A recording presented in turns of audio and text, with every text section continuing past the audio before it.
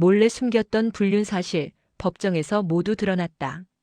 피고석에 앉으신 분, 이 녹음 파일을 들어보신 적 있습니까? 법정에서 재생된 녹음 파일에서 남편 준호의 목소리가 나왔습니다. 자기야 사랑해. 와이프한테는 절대 들키지 않게 조심하자. 그 순간 준호의 얼굴이 새하얗게 변했어요. 하지만 진짜 충격은 그 다음이었습니다. 그 녹음 파일 속 여자 목소리의 정체를 알게 되었을 때 저는 정말 기절할 뻔했거든요.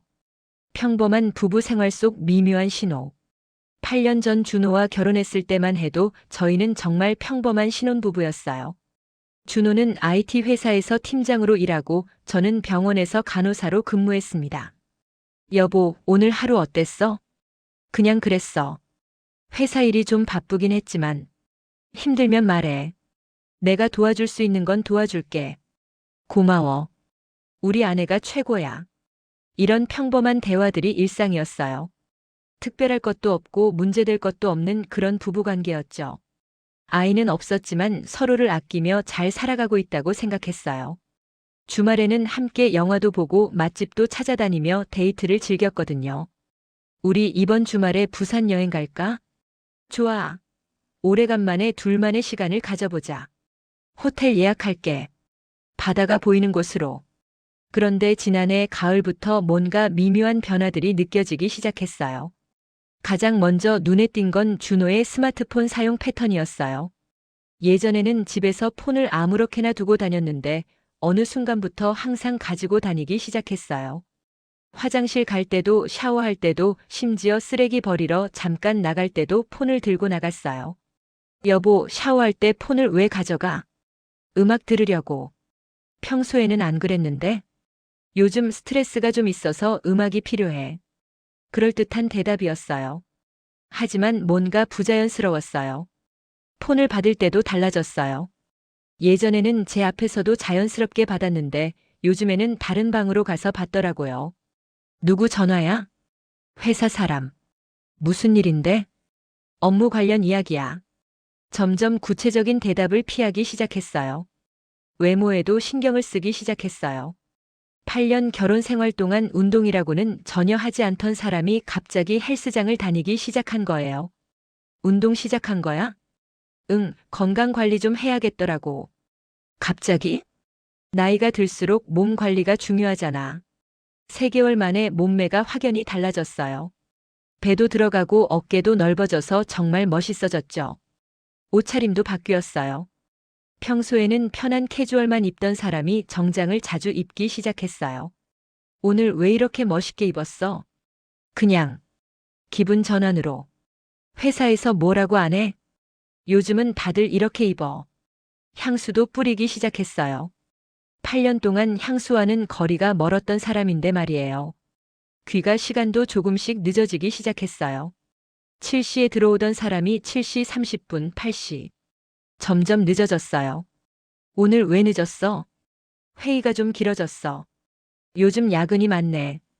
프로젝트가 바빠서 그래.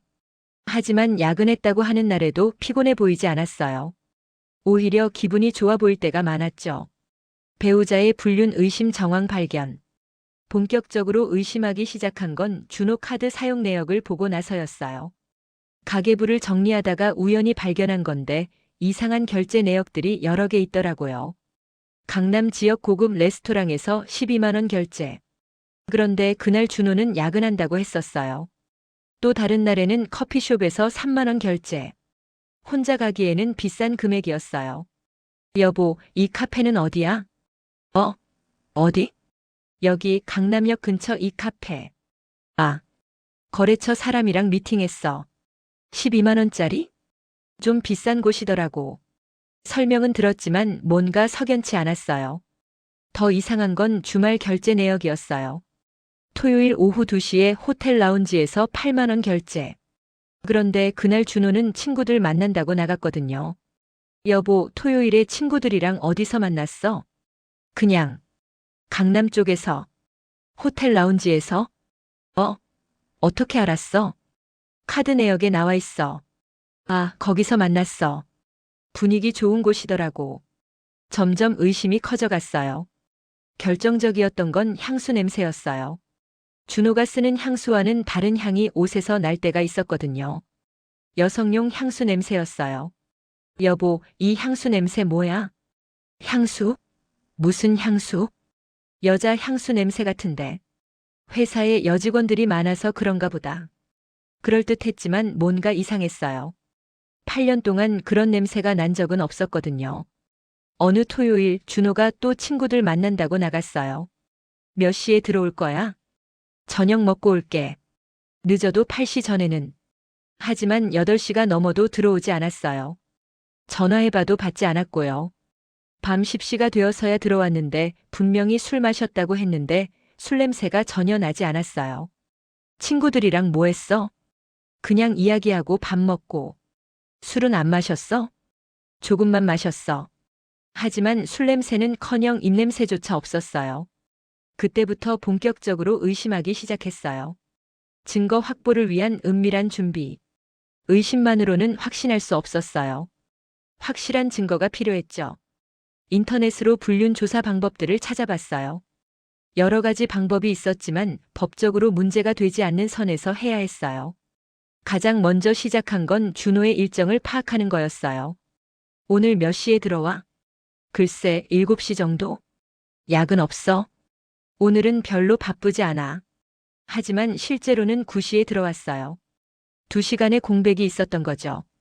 다음 날도 마찬가지였어요. 6시 30분에 들어온다고 했는데 8시에 들어왔어요. 패턴을 파악하기 시작했어요. 화요일과 금요일에 유독 늦게 들어오더라고요. 온라인에서 작은 녹음기를 주문했어요. USB만 한 크기의 정말 작은 녹음기였어요. 이걸 어디에 숨겨야 할까? 준호차에 숨기는 게 가장 좋을 것 같았어요. 조수석 밑이나 글로브박스 같은 곳에 말이에요. 하지만 발견될 위험이 있었어요. 좀 더 안전한 방법을 생각해야 했어요. 그러던 중 더 좋은 아이디어가 떠올랐어요. 준호가 자주 들고 다니는 서류 가방에 숨기는 거였어요.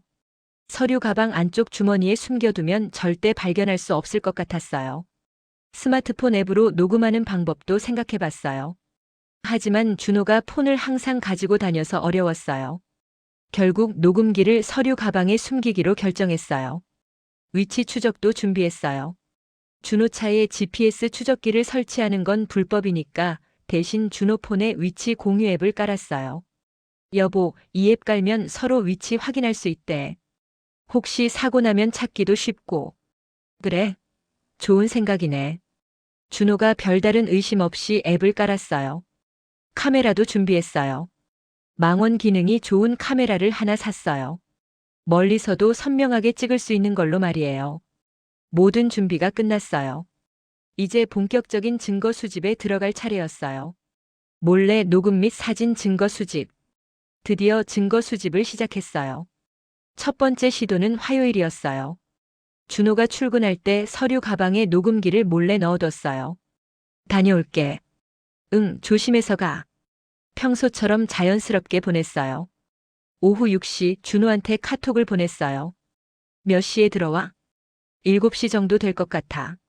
하지만 위치 추적으로 확인해 보니 회사가 아니라 강남 쪽에 있더라고요. 뭘 하고 있는 거지? 8시가 되어서야 집에 들어왔어요. 왜 늦었어? 갑자기 미팅이 생겨서. 어디서? 강남에서. 거짓말은 아니었어요. 실제로 강남에 있었으니까.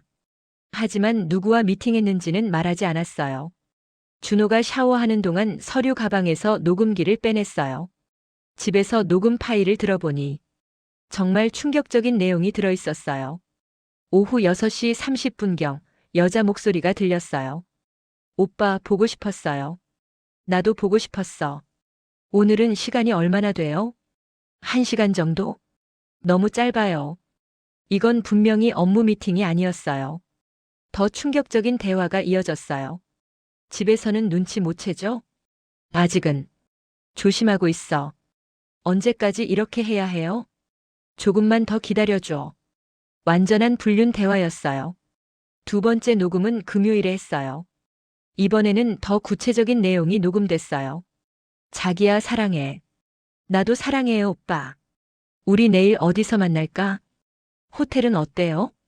조용한 곳으로. 호텔? 정말 믿을 수 없었어요. 토요일 준호가 친구 만난다고 나갔을 때 뒤따라가 봤어요. 위치 추적으로 확인하니 역시 강남의 한 호텔에 있더라고요. 호텔 로비에서 기다렸어요. 그리고 1시간 후, 준호가 젊은 여자와 함께 나오는 모습을 봤어요. 빠르게 사진을 찍었어요. 멀리서였지만 확실하게 찍을 수 있었어요. 그 여자는 20대 후반으로 보였어요. 키가 크고 날씬한 몸매에 긴 머리. 저와는 완전히 다른 타입이었어요. 두 사람이 카페로 이동했어요. 저도 멀리서 따라갔어요. 카페에서 정말 친밀한 모습들을 보였어요. 손을 맞잡고 서로 음식을 먹여주고 모든 장면을 사진으로 담았어요. 세 번째 증거 수집에서는 더 결정적인 장면을 포착했어요. 두 사람이 모텔로 들어가는 모습까지 찍을 수 있었거든요. 이제 확실했어요. 준호는 분명히 불륜을 저지르고 있었어요.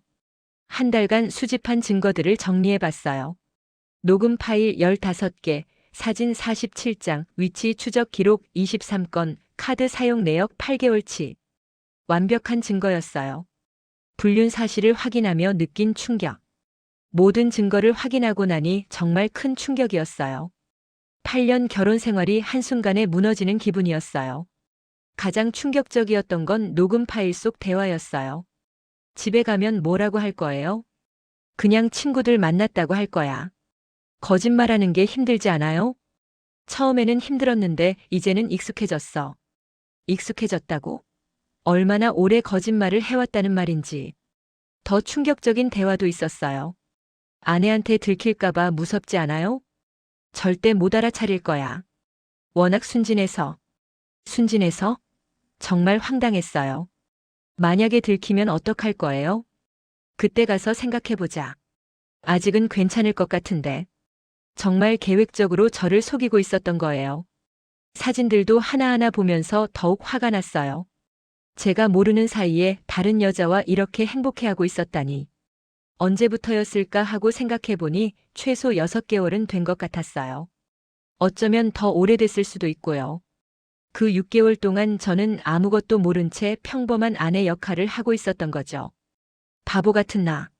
자책감도 들었어요. 어떻게 이런 걸 눈치채지 못했을까 하고 말이에요. 하지만 곧 분노가 더 커졌어요. 잘못한 건 준호였는데 왜 제가 자책해야 하죠? 그날 밤 준호가 집에 들어왔을 때 연기하기가 정말 어려웠어요. 다녀왔어. 응. 저녁은? 친구들이랑 먹었어. 또 거짓말이었어요.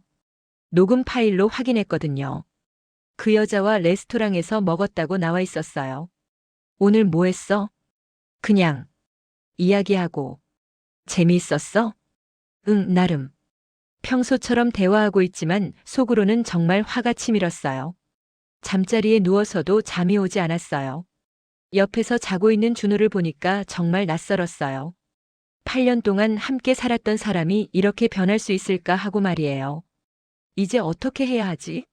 확실한 증거는 있었지만 어떻게 대응해야 할지 막막했어요. 직접 따져야 할지 아니면 바로 법적 조치를 취해야 할지. 며칠간 고민했어요. 혼자서는 결정하기 어려웠어요. 법적 대응 결심과 변호사 상담. 고민 끝에 법적 대응을 하기로 결심했어요. 단순히 따져봤자 준호가 잘못을 인정할 것 같지도 않았고 설령 인정한다고 해도 용서할 수 없었거든요. 인터넷으로 가족 전문 변호사를 찾아봤어요. 후기가 좋은 곳으로 골라서 상담 예약을 잡았어요. 상담 전에 모든 증거를 USB에 정리했어요. 녹음 파일, 사진, 각종 기록들까지 체계적으로 정리해서 가져갔어요. 변호사 사무실은 강남에 있었어요. 생각보다 큰 규모여서 신뢰가 갔어요. 어떤 일로 오셨나요? 담당 변호사는 40대 중반의 여성이었어요. 경력이 20년 정도 되는 베테랑이라고 하더라고요. 남편 불륜으로 위자료 청구하고 싶어요. 제가 준비한 증거들을 보여드리니까 정말 놀라시더라고요. 와, 이 정도로 완벽한 증거는 처음 봐요. 정말요? 네, 녹음도 선명하고 사진도 확실하고. 이 정도면 100% 승소할 수 있어요. 정말 다행이었어요. 한 달간 고생해서 모은 증거들이 인정받는 느낌이었어요. 위자료는 얼마 정도 받을 수 있을까요? 남편분 소득이 어떻게 되세요? 연봉 8천만 원 정도요. 그럼 1억에서 1억 5천 정도는 받을 수 있을 것 같아요. 1억 5천만 원? 정말 큰 돈이었어요. 불륜 상대 여자는 어떻게 해요? 그 여자한테도 손해배상 청구할 수 있어요. 다만 소득이 어느 정도인지에 따라 금액이 달라지죠. 어떻게 알아내죠? 저희가 조사해 드릴 수 있어요. 변호사님과 상의해서 전체적인 전략을 세웠어요. 1단계 불륜 상대 여자 신원 파악. 2단계 남편에게 불륜 사실 통보 및 합의 시도. 3단계 합의 결렬 시 소송 진행. 합의가 가능할까요? 일단 시도해 보는 게 좋아요. 소송보다 시간도 적게 걸리고 비용도 적게 들거든요. 남편이 부인하면 어떻게 해요? 이 증거들로는 부인하기 어려울 거예요. 너무 확실하거든요. 변호사 선임료로 500만 원을 지불했어요. 비싼 돈이었지만 받을 위자료를 생각하면 투자할 만했어요. 그럼 일단 상대방 여자부터 조사해 드릴게요. 일주일 후 그 여자의 신원이 밝혀졌어요. 박수진, 28세, 준호와 같은 회사 협력업체 직원이었어요. 회사 관계자였네요. 네, 그래서 자연스럽게 만날 수 있었던 것 같아요. 연봉은 3천만 원 정도였어요. 그럼 수진 씨한테는 얼마나 청구할까요? 3천만 원 정도가 적당할 것 같아요. 총 1억 8천만 원을 청구하는 거였어요. 소송 서류 제출과 법정 절차 시작. 준호에게 먼저 내용 증명을 보내기로 했어요. 불륜 사실을 알고 있으니 3일 내에 연락하라는 내용이었어요. 둘째 날 준호한테서 전화가 왔어요. 여보, 이게 뭐야? 목소리가 떨리고 있었어요. 뭐긴 뭐야? 당신이 한 일이잖아. 어떻게 알았어? 다 알고 있어. 수진이랑 언제부터 만났는지도 알고 있고. 준호가 완전히 당황했어요. 집에 가서 이야기하자. 그날 저녁 준호와 정면 대결을 했어요. 언제부터였어? 여보. 그게 언제부터냐고. 6개월. 아니 8개월 전부터. 8개월이나 됐다고. 생각보다 더 오래된 관계였어요. 왜? 그냥 외로웠어. 외로웠다고? 나는 뭐야? 미안해. 정말 미안해. 준호가 무릎을 꿇고 빌었어요. 하지만 이미 늦었어요. 이혼할 거야. 그리고 위자료도 받을 거고. 제발. 한 번만 용서해줘. 안 돼. 이미 변호사도 선임했어. 얼마나 달라는 거야? 1억 5천만 원. 준호가 기겨했어요. 1억 5천만 원을 어떻게 마련해? 그건 당신이 알아서 해. 결국 합의는 결렬됐어요. 준호가 금액을 감당할 수 없다고 했거든요. 일주일 후 정식으로 소송을 제기했어요. 서울가정법원에 위자료 청구 소송과 이혼 소송을 동시에 제기했어요. 소장에는 모든 증거가 첨부됐어요. 녹음 파일 15개, 사진 47장, 각종 기록들까지. 이 정도면 완벽해요. 법원 직원도 증거의 완성도에 감탄했어요. 소장이 준호와 수진에게 송달됐어요. 며칠 후 둘 다 변호사를 선임했다는 연락이 왔어요. 이제 본격적인 법정 다툼이 시작되는 거네요.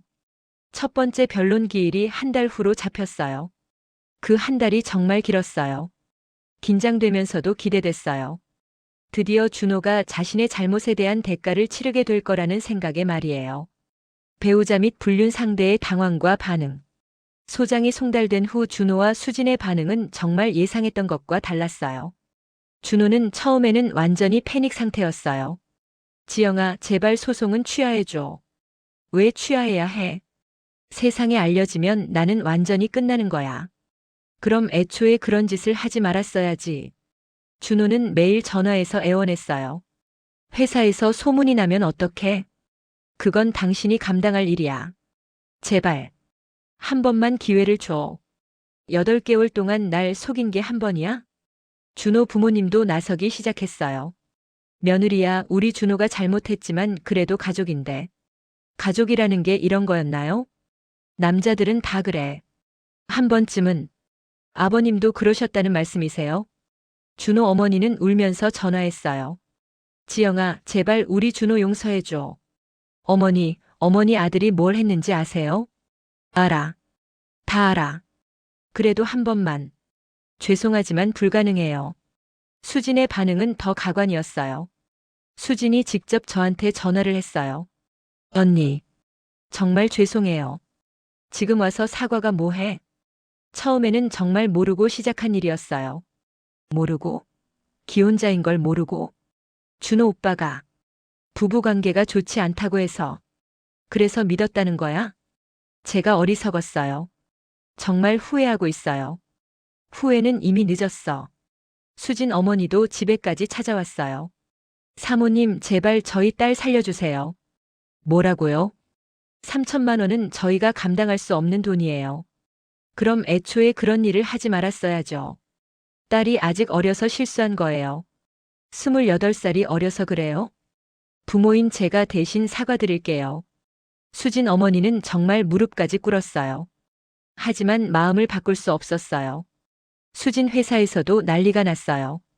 협력업체 직원이 거래처 직원과 불륜을 저질렀다는 소문이 돌면서 계약 해지 얘기까지 나왔다고 하더라고요. 준호 회사는 더 심했어요. 팀장이 불륜으로 소송당했다는 소문이 삽시간에 퍼졌어요. 지영아, 회사에서 나가라고 해. 그래서? 어떻게 살아가라는 거야? 그건 당신이 알아서 할 일이야. 하지만 저도 마음이 편하지만은 않았어요. 아무래도 8년을 함께 산 사람이니까요. 그러던 중 준호가 마지막 제안을 했어요. 1억은 어떨까? 안 돼. 그럼 1억 2천? 1억 5천만 원 아니면 법정에서 만나자. 결국 합의는 이루어지지 않았어요. 재판 과정에서 공개되는 증거. 드디어 첫 번째 변론 기일이 왔어요. 서울가정법원 304호 법정에 들어갔을 때 정말 떨렸어요. 준호와 수진이 각각 변호사와 함께 앉아 있었어요. 8개월 만에 보는 준호는 많이 야위어 보였어요. 원고 측에서 주장 내용을 말씀해 주세요.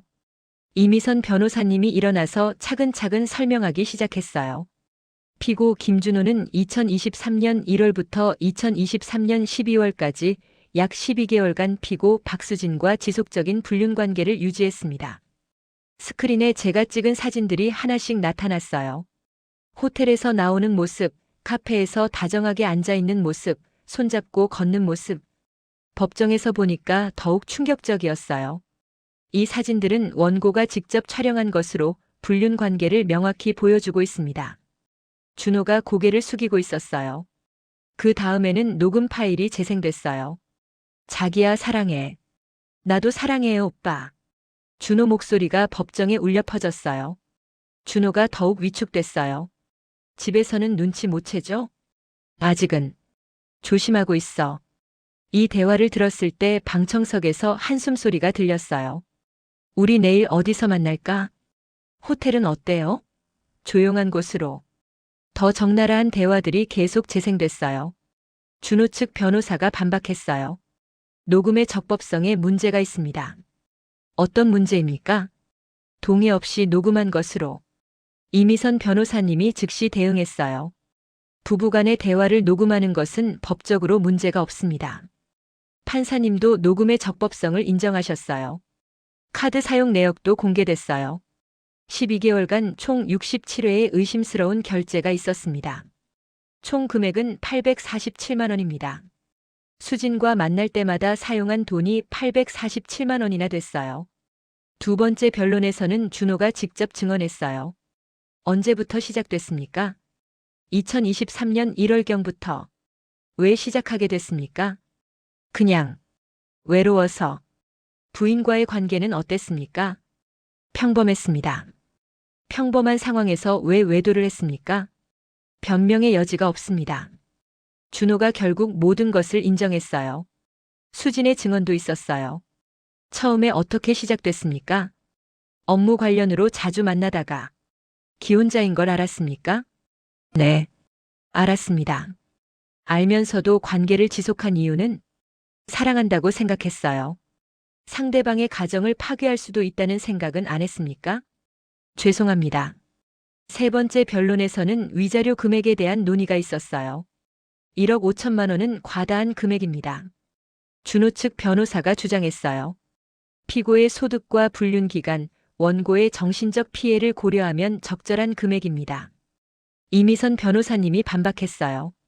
정신과 진단서도 증거로 제출됐어요. 원고는 남편의 불륜으로 인해 중증 우울증 진단을 받았습니다. 실제로 불륜 사실을 알고 나서 우울증이 심해져서 치료를 받고 있었어요. 마지막 변론에서 저는 직접 의견을 말할 기회를 얻었어요. 8년 결혼 생활 동안 남편을 믿고 살았습니다.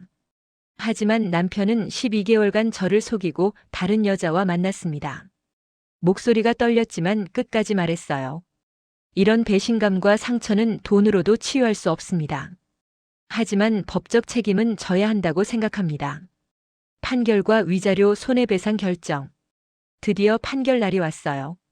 2024년 1월 15일 광복절이었어요. 4개월간의 재판이 끝나는 순간이었어요.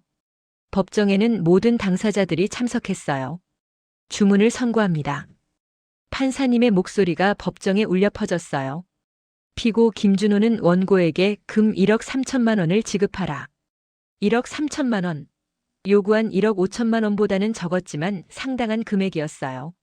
피고 박수진은 원고에게 금 2,500만 원을 지급하라.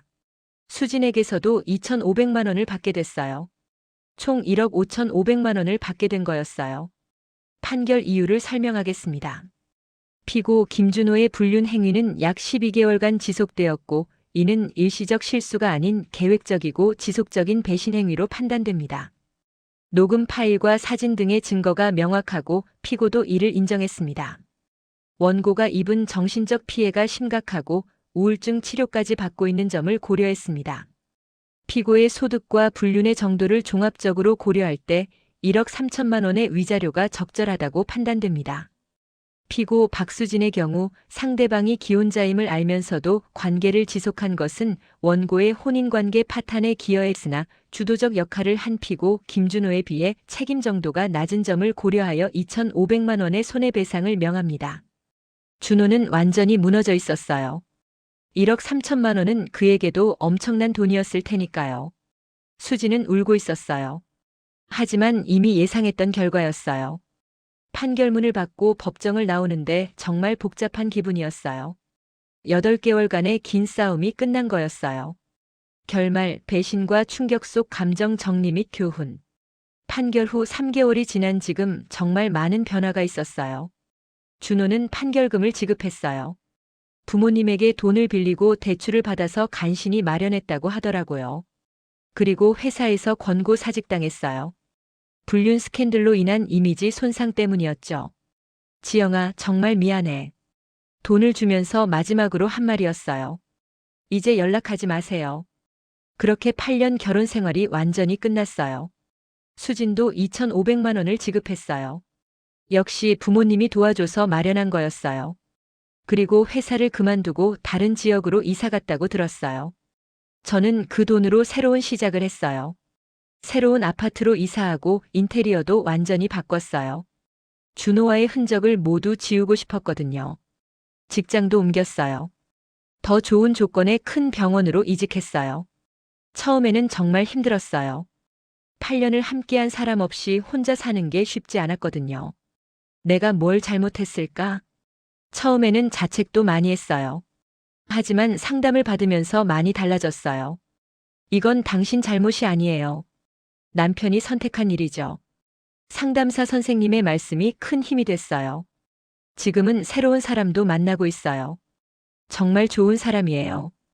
이혼남이지만 정직하고 따뜻한 사람이거든요. 과거는 과거야. 중요한 건 앞으로지. 그분이 해준 말이에요. 이 모든 일을 겪으면서 정말 많은 걸 배웠어요. 첫째, 의심스러우면 확인해 보라는 것. 혼자 끙끙 앓지 말고 확실히 알아보는 게 좋아요. 둘째, 증거의 중요성. 확실한 증거가 있어야 법정에서 유리해요. 셋째, 전문가의 도움을 받으라는 것. 혼자서는 할 수 없는 일들이 너무 많아요. 넷째, 자책하지 말라는 것. 불륜은 절대 피해자 탓이 아니에요. 마지막으로 새로운 시작은 언제든 가능하다는 것. 상처가 있어도 새로운 행복을 찾을 수 있어요. 준호는 지금 어떻게 살고 있는지 모르겠어요. 더 이상 궁금하지도 않고요. 수진도 마찬가지예요. 그들의 선택이니까 그들이 책임져야죠. 저는 제 길을 갈 거예요. 정직하고 진실한 사랑과 함께 말이에요. 법정에서 모든 게 드러났을 때 정말 충격적이었지만 지금 생각해보면 잘된 일이에요. 진실을 아는 게 가장 중요하니까요. 1억 5,500만 원이라는 돈은 제 상처를 완전히 치유해주지는 못했지만 새로운 시작을 위한 발판이 되어줬어요. 혹시 저와 비슷한 상황에 계신 분들이 있다면 혼자 참지 마세요. 확실한 증거를 모으고 전문가의 도움을 받으세요. 그리고 당당하게 권리를 찾으세요. 배신에는 반드시 대가가 따라야 해요. 그래야 더 이상의 피해자가 생기지 않을 테니까요. 제 이야기가 누군가에게 도움이 되었으면 좋겠어요.